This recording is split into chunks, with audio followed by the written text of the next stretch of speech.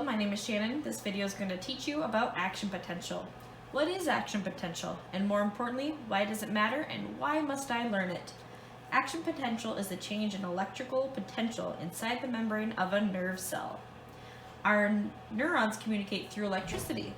This electrical stimulus travels all the way through the neuron to the next, to the next. This is called conductivity. Our neurons are conductive, so they can carry an impulse of electricity to the next neuron. How do they do this? Action potential. First, a real important thing to learn is that outside the neuron, there are sodium ions, these little green guys here, which are positively charged. There's also some potassium ions inside the neuron. They are too positive, but there's so much more sodiums on the outside of the neuron, but the outside of the cell, it is positively charged, and the inside of the cell is negatively charged. Now, what I just described to you is a neuron at rest. It has the potential for action, but not yet. Just like a battery that is both negatively and positively charged, but can't do anything until it's actually hooked up to something. So right now, the neuron is considered at rest. We measure potential energy by voltage. In a cell, we use millivolts since there's such a small amount of energy in a neuron. So a resting neuron has a voltage of -70. When a neuron's voltage is not at zero, so when the inside and the outside aren't equal, then it's said to be polarized. Now we have a resting neuron sitting at -70 millivolts, and it is polarized. Now let's see the action in action potential. A stimulus enters into the mix. Say you burned yourself or stepped on a pin. The sensory neurons in your feet, these little guys right here, sense the stimulus. This stimulus triggers sodium channels to open up in the neuron's membrane.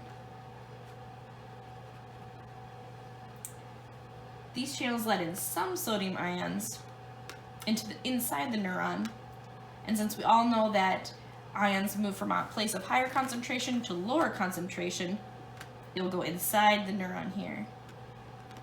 Okay, these guys slide in here. And while that's happening, it's getting less and less negative since there's positive sodium ions getting inside the neuron. Let's go up and up. The stimulus and the sodium flowing inside the neuron has to be strong enough to cross the threshold for action potential to happen. This threshold is -55 millivolts. So now that we're still negatively charged, so not quite enough positive sodiums on the inside of the neuron versus outside, but we have met that threshold, which is -55 millivolts. So the voltage gate sodium channels open up, and there's a lot more of these. So now sodium ions, those positive sodium ions, all rush in.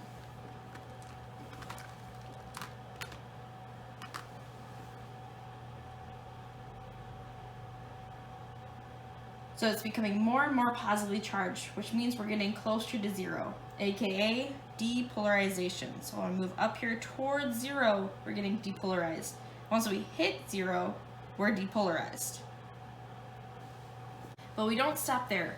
For a moment or so, there's going to be so much sodium rushing into the neuron that it changes from zero to being positively charged. So it actually keeps going up and up and up.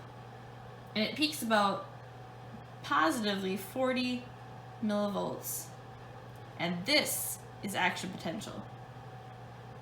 Now we got to get back to resting state. So at this time, voltage gate potassium channels open up to let potassium out of the neuron. So these guys are going to rush out.